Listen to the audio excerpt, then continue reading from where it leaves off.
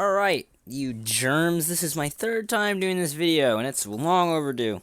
So basically, I rambled way too much about just this pouch last video, so I'm going to start with it off, because I'm starting on this pouch. If you haven't learned already, what this is this is an overview of the M56 gear for Vietnam. And I'm going to go over, at the end of the video, a couple extras, just fun little bits of information, the flak jacket, the bandolier, and things like that. Again, sorry for the potato camera quality. It's a built-in camera to a laptop. And so what I'm going to be going over is how to set up your gear, where to put it, how to wear it, how to take care of it, what to look for when buying it, and a good price range. So, without further ado, the M56 small arms ammunition carrying case. Here's what it looks like full. I have two 30-rounders in here right now. And so, that being said, it can either fit two 30-round magazines, like this, or it can fit three 20-round magazines like this, and some people even manage to jam in four. Some pouches actually vary in size just because of the different production. Actually, these two are very, very slightly different sizes, but you can't really tell anyway. These are second patterns, which is what you're going to want for most of the war. The first patterns have a hole here and a steel plate in the front. And that's about really the only differences. So, without further ado, I'm going to start going over what to look for when you're buying this. Then I'm going to go over how it works. And then I am going to go over how to set it up and how to wear it, which is probably the process that I will do for everything else. Maybe not in that order. So, what to look for, and then how to take care of it, obviously, later. What to look for on all gear. Look for stamps. Stamps are amazing. Having gear that has really great U.S. stamps on the front of them looks really, really nice. And my gear has kind of got the stamp still visible-ish, which gives it a nice worn look. But if you're going for like an FNG or even somebody who's been in combat, just having, or even for collecting, man, just having that U.S. looks good. So, look on the edges. This goes for just about any piece of equipment. Look for all the edges where edges of magazines are rubbing on the inside of it, and you can see here, it's kind of creating a hole. And I've seen pouches that just got big old blasts through there. Then look at this tab here. Make sure this tab is all secured. These pouches are in pretty good condition, all things considered, and you shouldn't really have a hard time finding these. They're on eBay. They're at surplus stores, all kinds of stuff. Move on to the back here. This strap, make sure this strap is all together, not fraying at any of the connections. Still has its hook is intact. You're gonna, like on some things you don't really need adjustment buckles, but on this the adjustment buckle is pretty important. So you're gonna make sure you have that. Moving to the back where the slide keepers are. It doesn't matter if you can tell the difference between slide keepers, good on you. I cannot. It doesn't matter if it's an Alice slide keeper. It really doesn't. If somebody tries to tell you that, they are flawed, because you can't see the difference. It's facing towards your body. It doesn't matter. You want to make sure that you can get a slide keeper on and off, and that it also will not break with use. Because your field gear, you want to last the longest. Uniforms, you can buy repros, but field gear repros just are never the same.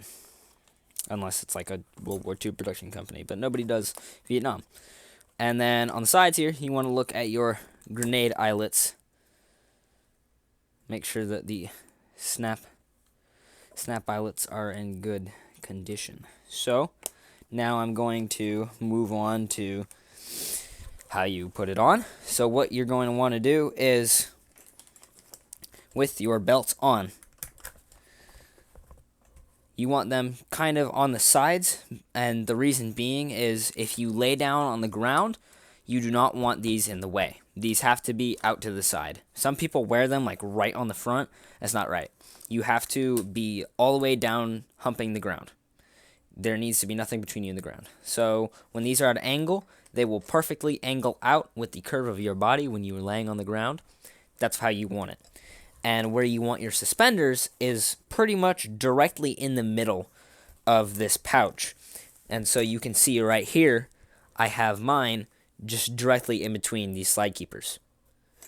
And not only does it make your uniform look neat and clean, it's comfortable, and it works. All right, we're at 5 minutes. I'm doing way better than I did the first time. So it's really easy. Just slide keepers. You know, if you're skinny like me, you're gonna probably have your belt doubled up right here, unless you're like a big O chungo. So I'm gonna put this on here. Doesn't take long. It's not hard at all. They're slide keepers, but don't want to take forever. And so now you should have it like so. And obviously they're slide keepers, so you can move them a little bit, make slight adjustments to them when they're already on there. Make sure your slide keeper's all the way down. Mine wasn't just then. So like I said, make sure that when you lay on the ground, these aren't in the way. It's a very simple test. Lay down, put your arms out. If these are in the way of your waist touching the ground, you need to move them back. Very easy. Moving on to how they work. So, where is my M4?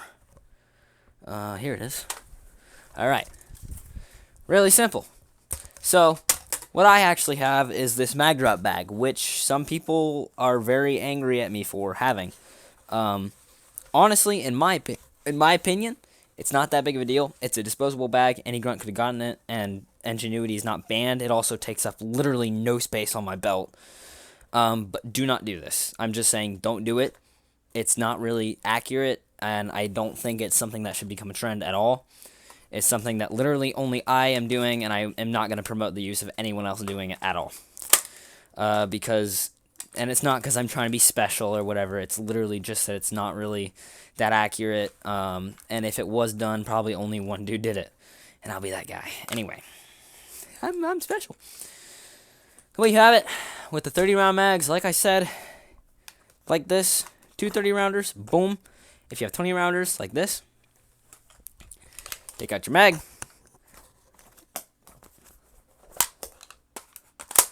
Easy. And if you want to have a proper, accurate load, here's what you're going to want to do. So you're obviously not going to have the bag. You're going to want to put them back in here because not only do you not want to be losing your airsoft or blank firing mags or whatever, you were expected to bring back your mags. If you didn't bring back your mags, Command was angry with you. And so here's how you do it. You have the bottom of your mag up. So when you grab a mag, you feel the bottom, put it in, use it up. When you put it back in, put the top down, or put the top up, and then grab the other. Because then if you do have like 3 in there, you'll feel the top of the mag, and you will say, okay, that's one that I've emptied. And that is actually how they did it, because not only did having it upside down prevent gunk getting in it, it also meant if you felt the empty loading tray there, well, you knew, empty mag, don't grab it. Pretty easy. Again, all easy stuff. Moving on. All M56 gear is really, honestly, very easy. I do not have any lemon grenades yet, sadly, but I do have this baseball. So I'm going to use this baseball as an example. These grenade tabs. If you are a regular grunt, you're probably only going to have 1 or 2 grenades, maybe 2 grenades. But if you're a grenadier, obviously you're going to have all of these full. And when it comes to laying down, if the grenade is in the way, it's alright. It's not that big of a deal. You can, again, if you're a grunt, you can literally just move it. You can move it to the outside and it won't be in the way. So what you do is you just slide it on here, like so. Taking this strap, bring it around the back of the spoon. Just get the ring out of the way. Bring it around. And the eyelet here, you're going to stretch that and meet it at the eyelet. Click it in until it snaps. Mine does not want to snap. Hold on, where's my mouse? Boom, snapped. And this keeps it from jumping up at all. And then all you have to do is just pull on that, take it out, boom, grenade ready. So that's how you use this. And it's really simple. This is, if you're watching this and you know how to do it, how to do all this, you probably don't need to be watching. If you are, though, I appreciate you. It's already 10 minutes and you're still here. I'll probably speed up the other things, as there's really not that much going on with them. For care of these, you really don't have to do much at all. These pretty much take care of themselves. Don't pull. Okay, I need to tell you how to set this up. So on your suspenders, there's this little hook, right? This will not only keep your pouch facing the right place and keep it in place, it makes it so that it keeps it's like a second security for your suspenders, essentially. So you take this, go under with this clip, and boom. A lot of people twist the clip around because their brain just doesn't realize that, hey, I can go underneath, and so they try and clip it from the front. Just pull up the tab, clip it from underneath, it situates itself. And you're going to want to adjust these so that it is taut with your suspenders, wherever your suspenders are. Again, really simple, self-explanatory, and for care of these, you don't got to do much. Just, I mean, they're worn on your front, like they're meant to take a beating. So moving on to the sides, I have my two canteens, and they are canteen covers, and they are actually different. This one is, I believe, an earlier model of the M56, and it doesn't have its print anymore. And it also has this sort of like gold button, and they're both canvas. And this one has its print still; it's near unissued, and has black buttons, snaps. Sorry, eyelet snaps. So I'm going to use this one over here for my demonstration. Fun fact, actually, the first time I recorded this video, I broke another canteen cap. So that sucks. So you can't see it right now, but when you are installing your canteen cover, take your canteen out. It makes your life a whole lot easier. In fact, anytime you are installing anything on web gear, take everything out of it. It makes your life a lot easier because it's flexible. And then once you have it on there, then you put stuff in it. That's just a rule of thumb for literally everything. So here you go. This thing is incredibly simple. M56 gear is just so easy. But I know that people need this information, and sometimes they need it said to them because they can't read. So this actually has somebody's name, and I believe the last 4 numbers of their social. So I'm not going to show you it, but there you go. That's the bottom. In the back, we obviously have our slide keepers. Did I just show you it? I don't know. It doesn't matter. Like you're going to know. But on the inside here, it's sort of like a felt. It's very similar to the Alice type felt. There you go. Now you can kind of see that better. And it also has these eyelet snaps. And it has cotton trim, canvas body. Now, I don't really need to go over much for what to look for. Just make sure it's intact, really. Make sure everything back here is intact. Make sure the eyelets are not falling out, as they tend to. But the biggest thing is probably along here, you might be able to see the discoloration, and that is from the canteen cup, which, let me grab my canteen cup. I don't know, I think I only have this one. I'm not quite sure. I do have a 2-quart canteen cup, which I know that not a lot of people have actually heard of. Here's your canteen cup. I'll get more into this in a second. So the canteen cup actually does, in fact, go in here. And you obviously put the curve to the back so that it goes along with your body. And that's why the canteens are curved. Fits in there. Boom. And that's how it goes. Canteen cup is in there. But what actually happens with these is the edge of this canteen cup rubs right here, and it rubs through these canteen covers. So if that's honestly, just look along the seam here, and if that has big holes there, maybe consider looking for another one. And that moves on to care of your cover. Do not keep the canteen cup in it. Some people are very religious. They're like, no, I'm going to keep my canteen cup in there. Don't. You don't need it in there. it will just destroy your cover over time. I keep mine in my butt bag, which a lot of people also say, no, don't have a butt bag. What, man? I had butt bags all the time. It's useful. I don't understand why people are so religiously against stuff that makes sense and stuff that was standard issue, but whatever. So, like I said, literally just don't keep your canteen cup in there. Only keep the canteen in there. Moving to the canteen. Plastic, smooth cap canteen. A canteen like this is what we call the MBC gas cap, and these were only in the 80s. These have the drinking tube cap for the gas masks. That is not correct. And what I have here is actually, it used to be an 80s canteen. It is, it's 1973 dated, but it did have a gas cap, and the gas cap snapped in half. So I found this one, and I put it on there, and then I broke it, and then I fixed it.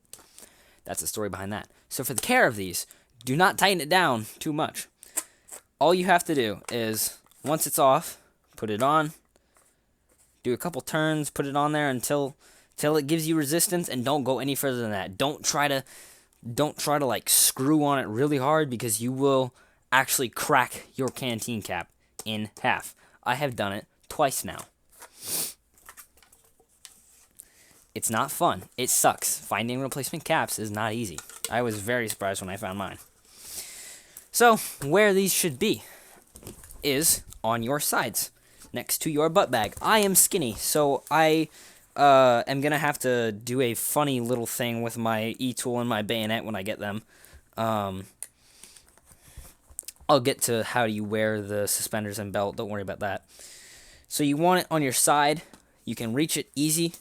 You don't have to really turn around back there. You can just get to your side, reach it, pop it out, hydrate, put it back in. Once again, don't need your cup in there. Easy peasy lemon squeezy. And actually, SF guys would keep their mags in there. Fun fact. A lot of people don't actually know. So I'm gonna put this on here. Pause. So real quick, before I go any further, I'm going to give you price points for both of these items. So for your small arms ammunition pouches, I would not say go much higher than 15. If they're really mint, like 20, 25. But if they're just generally worn like this, 15 for both is a fair price. They're not rare by any means. And just don't let people cheap you out. There's obviously factors that if you're new to militaria, it's kind of hard to like get an idea of price points. But like these were $8. That's a deal. Definitely, could I have bought them for more? Like, could he have sold them to me for more? Yes. Would I have bought them? Yes. But you can still find cheap stuff, so don't always just immediately jump at the first thing you find. For the canteen covers, it all mostly depends on this seam right here. I wouldn't pay more than $20. If that thing is mint as heck, $20. If it's just kind of generally worn, I picked this one up for $10, so I'd probably go with that. And $20, that's if the thing is unissued, man. $20 if it is unissued, because I got this for $10. It's not that badly worn. I got this one for I got this one actually for like $4. This one I got for $10, and you can see how good this thing is. So you know what, I take it back, probably like 15 if that thing's mint. And for your cups, I actually forgot to go over the care for your not cups, but canteens. Don't leave water in these. They will mold, and cleaning out mold is a pain. I've done it. It's possible, but it's a pain. Whenever you're done drinking water, empty it, sit it on a drying rack, or just upside down on a rag and let it dry out. If somehow you do forget water in there, which I pick up my canteens all the time, and there's water in there, I'm like, oh. Hot water, dish soap. Like steaming hot water. Put it all in there with the dish soap. Just shake it up. Use like a pen light or something, which if you don't know what a pen light is, this. They're super bright. You can see in there. Easy. You can see in the corners. Boom. You do not want to be drinking out of a moldy canteen. So now I'm going to move onto the back, which is the butt bag, because once again I don't have my E-tool or my bayonet, and this video is at 20 minutes, and I've only gone over 2 things. What an absolute nightmare. If you're still here, you must be bored. The butt bag. I'm not going to take off the butt bag just because that's a pain. But here you are, and I surprisingly didn't know this because I thought it was for mounting something else, but you attach your suspenders here, which makes a lot of sense now that I look back at it. Attach your suspenders here, and when you're looking for the quality of these, there's a lot of things going on. So on the side here, you have these, which are used for attaching either ammo pouches, your E-tool, just really anything extra that you can't fit on your belt if you're skinny like me. Look on the carry handle here, make sure that is all attached, make sure this is all attached, make sure these are attached especially, because that's where the suspenders attach. And then this here is for a name, and most people don't put anything in here. It's not that big of a deal. And then on the other side here, they've got the same thing going on. Right here, these straps are very, very simple. It's what is on a lot of military equipment, but I will still show you how to thread it anyway. Put it against my white shirt. Just bring it on through the back one, then through the front one, and that's it. Again, this is like a super beginner's guide if you just got all your M56 gear and you're setting it up. And then on the bottom here, you actually have the same exact things, which this is a poncho liner. It's really not good to roll up your poncho liner and put it on the bottom here, because it'll get all muddy and stuff, but it's something that a soldier probably would have done back then because they don't care about their stuff, for the most part anyway. Even I probably wouldn't want to because it gets all muddy right here. Moving on from that, you want an actual, tarp or, what is it, rain. What is the name of it? It is a poncho as well. Yeah, this is a poncho liner. You want the actual tarp poncho thing, whatever. Can't think. I'm just focusing on how much I'm failing. This is an M61 butt pack, I believe, actually. And it's got these over here for a 1910 hook. If you don't know what a 1910 hook is, this is what it is. And they use this from World War I into World War II. And the Marines used it up into Vietnam. This is sadly busted. It's from 1945. The years have not been kind to it. And I tried to use super glue. You hook it right here. And there is actually some pictures of Army guys, Cav, stealing these and having them on their butt packs. But I wouldn't really recommend it. It wasn't a super common thing, you know. But if you do have a good condition JFAC and you want to show it off, that's what that is, by the way, a JFAC jungle first aid kit. And you want to show it off, go ahead, whatever, just don't have it on there all the time. What was common, though, was a 1910 canteen, which is that same exact hook. Looks exactly the same as this, just has that hook on the back rather than slide keepers. And you put that right here, gives you an extra canteen and some extra water. This also has slide keepers on the back here, and you just want to hook those up directly so that they line up directly with your back, symmetrically, because you want your suspenders to line up symmetrically with your back. Go figure. So on the insides of these, they have rubber liners, and if the rubber liner is not intact, it's not a huge deal, but if the rubber liner is intact, it's a lot nicer. Especially if you do go into any immersion event and you have rain. I will go over real quick what I keep in here. I keep my canteen cup, like I said, and my mess tin, because, you know, you stop real quick, get a bite to eat. And you can keep all kinds of other things in here. You can keep first aid. I made an Instagram post a while ago where I put a bunch of different first aid, snake bite kit, band-aids, whatever little stuff, maybe even an extra dressing. And that's just whatever you need goes in here. Extra socks. Put extra socks in here. So that's that. And a good price point for that, I would probably say, if it's in good condition, $40. And if it's mediocre, maybe $30, $25 if it's not doing too great. I got that one for $31 out of a bid. And like I said, that's not something that's hard to find either. M56 gear is not hard. I don't know if I said it already, but yes, I know this is not an M56 belt. So for your suspenders, you're going to want to tighten them up so that the belt itself sits by your hips. And a lot of people don't realize this about their LBV gear. Why is it called LBV gear? Load bearing, or not LBV, LB gear, load bearing. LBV is like 80s thing. Sorry. It is load bearing equipment, and it is supposed to bear loads. Shut up. So basically, what you're gonna do is you're gonna have the suspenders set up so that it is tight on your shoulders. You can, if you lift, you can feel them, right? Again, this is like beginner's guide. Line it up so that it's on your hips. Tighten the belt so that it sits on your hips and is not like free off of your hips. And again, tighten the suspenders so that you can feel them on your shoulders, because that balances the load that you are carrying from your waist and your shoulders. It makes it a lot easier to carry your gear, and a lot of guys carry their gear solely on their shoulders, and you can see it because the belt hangs loose.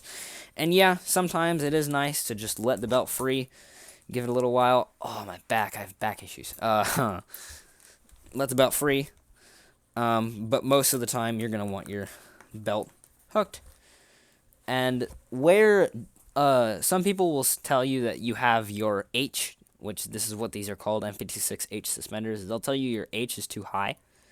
I've been told that, and it doesn't matter. Same thing with these. As long as your suspenders are working for you, and you can hang your compass first aid pouch, which is what this is, in a good spot, that's what matters. And so that moves me on to the last bit of actual M56 gear here is this. And I have the incorrect thing in here right now just because I don't want to ruin the actual correct thing. And the actual correct thing is just a look up Vietnam era first aid dressing. Not hard. These have eyelets on the bottom that drain like all of the gear. You can't really see it because of the camera. And then a snap close eyelet. And these are oddly expensive. This one was like $12. I've seen them go for 15. There's always crazies selling them for like 100, obviously, because they think it's something cool, even if they deal in military. Whatever, that's a personal issue. Canvas, cotton trim, not complex. I don't really need to go over this at all.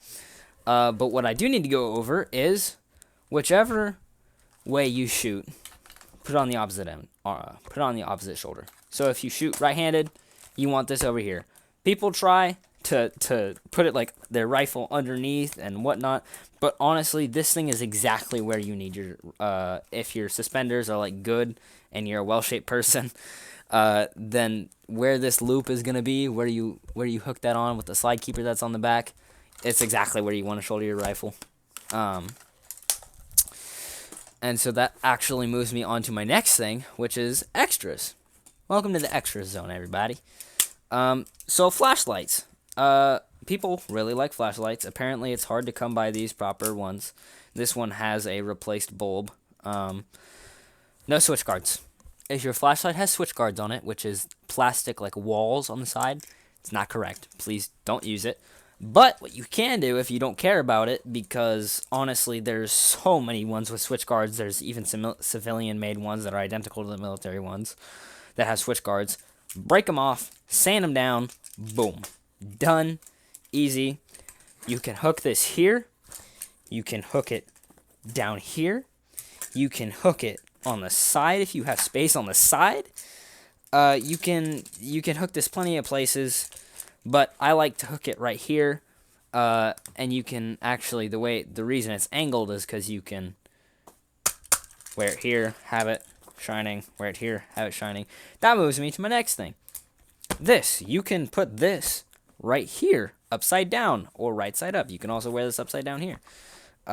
Or you can actually put it on the grenade loop, which all three of those things were done. You can put it here, here, or here. And here, I know I talked about earlier, like, you don't want anything in the way. That's still kind of present, but really this thing is so small for the most part. Um, I guess I'll go over care real quick. For the butt bag, by the way, there's not really much you have to do. Don't overstuff it.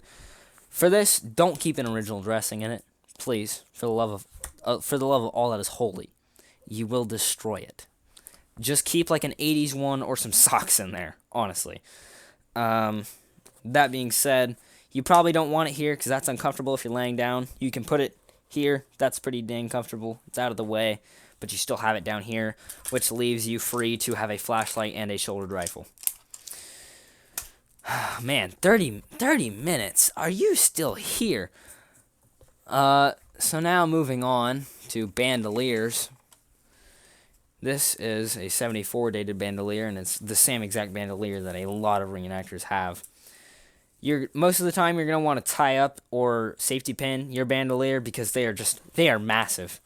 So what the bandolier was when ammo came in cans, which this is an M60 can, not a 5.56 can, don't attack me. When ammo came in cans, it came in bandoliers. Just made it easier. Because then every guy could come, take a bandolier, walk away, go to his pup tent, whatever, refill. What I have in my bandolier, and actually works really well, is 80s dressings. And then a mini Bible and a random little box thing. But what you can put in here is either these or 20-round mags. And what most guys had was 20-round mags. Actually, later in the war, they began wearing only these rather than all this equipment, and they'd only have the belt with a canteen. This. Because this is what originally came in these. So you can have, like, most of these in here, and then, like, a couple magazines, or you can have the entire thing magazines, or you can have the entire thing just these. And what are these, you ask? These are stripper clips for reloading your magazines, and these make it a whole lot easier. And I actually forgot to grab from deep storage, which is up in the attic. I'm not gonna get that. It's a pain. There is another little piece that goes onto the edge of the magazine, but basically helps you load your mags. It's not obviously something you're gonna need in NomSoft, but it's a cool little detail to have. And I actually might be reproducing those boxes because I've never really seen those boxes for sale. Anyway, bandolier, very simple. No impression is complete without a bandolier. Don't be tricked by that. You want to wear it comfortably so that it's not in the way if you're like doing stuff, trying to reach your equipment, that it's not covering your equipment. And that it is not, like, tied up on your first aid here. Basically, just so that it works. And that's really the rule of thumb with all equipment. Just make sure that it's not getting in the way of your other equipment. That goes for all eras.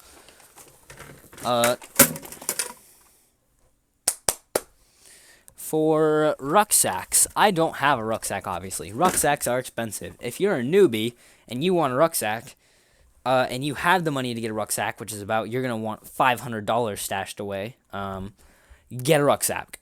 Absolutely. Get a lightweight or a tropical rucksack. Just make sure you know what rucksack you're getting for whatever you're doing, whatever unit, whatever.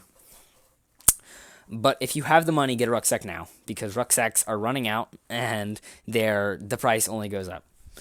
But on a rucksack loadout, what you might want is an M60 can. And what I have is an M60 can on a sling. There is one picture of this being done, but honestly, if you think about it, it's not that complicated. I had guys give me crap about this too. It's literally just a sling on a can, or a can on a sling. Boom, extra ammo for the pig. If you don't know what the pig is, that is the M60 machine gun, and it uses 308. 308 is the American, and then 7.62 by 51 is what everybody else knows it as. And so basically, when you see guys with all the ammo belts, that's what that is. That's what would be in here. And something that a lot of people don't actually know as well. I don't know why people don't know this.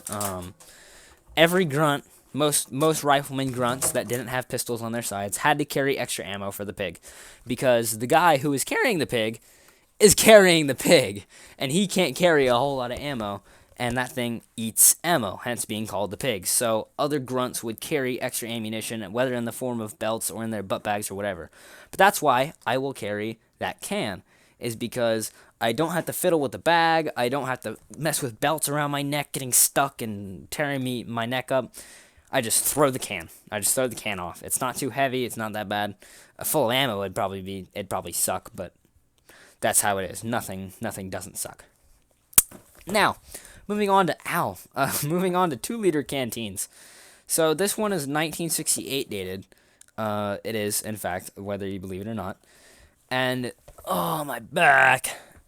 Something that a lot of people get wrong.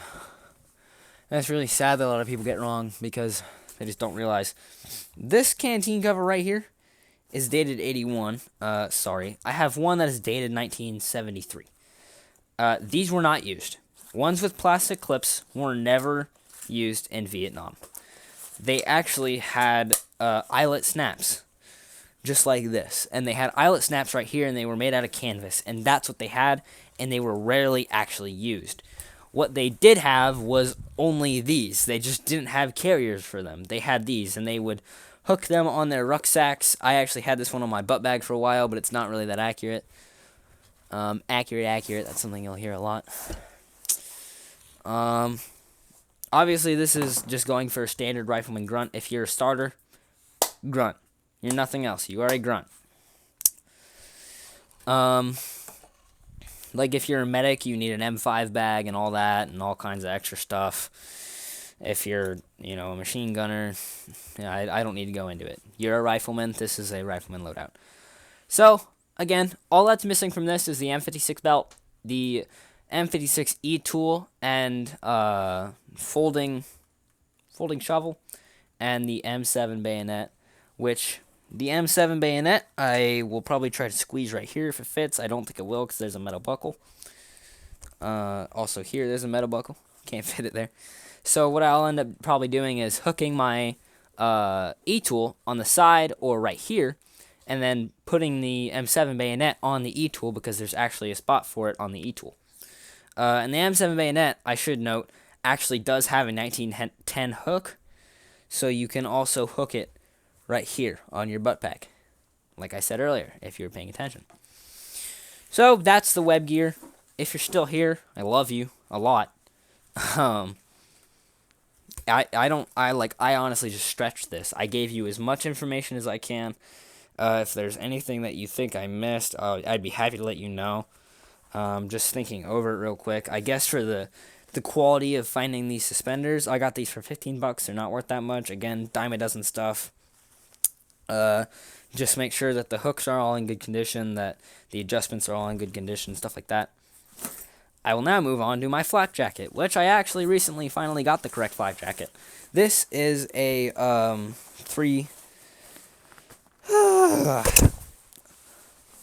fragmentation jacket with 3/4 collar, and these are the correct ones for the U.S. Army.